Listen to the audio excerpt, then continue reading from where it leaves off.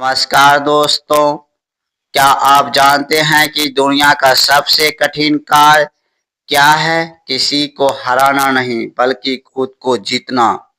हम अक्सर अपनी हैबिट और भावनाओं के हाथों मजबूर हो जाते हैं, लेकिन श्री कृष्ण के अध्याय 4 के 27वें श्लोक में एक ऐसी मानसिक सर्जरी बताई है जो आपको खुद का स्वामी बना देगी।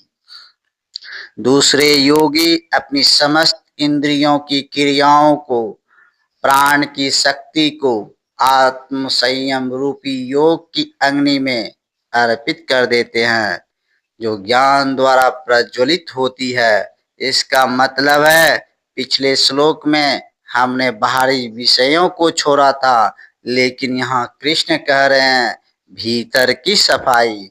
अक्सर हमारा माइंड बिना मतलब की टेंशन में भागता है और हमारी इंद्रियां कुछ ना कुछ करने को बेताब रहती है। कृष्ण कहते हैं इन सब को आत्म संयम की आग में डाल दो। जब आप गुस्सा आने पर भी शांत रहने का चुनाव करते हैं तो आप इस यज्ञ को कर रहे होते हैं।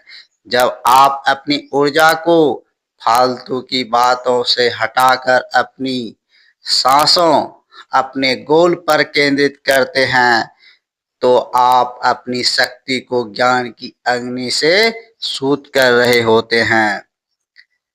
सीख सीधी है, यदि आप अपने माइंड के कहे पर चलेंगे तो मन आपको बर्बाद कर देगा, लेकिन यदि मन आपके कहे पर चलेगा तो आप इम्पॉसिबल को भी पॉसिबल कर देंगे।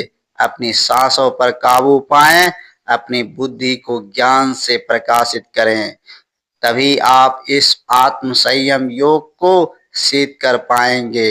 अगले वीडियो में हम जानेंगे कि द्रव्य यज्ञ क्या है, तप यज्ञ क्या है। इन ज्ञान यात्रा में हमारे साथ जुड़े, कमेंट में लिखें, मैं खुद को जीतूंगा। जय श्री कृष्ण।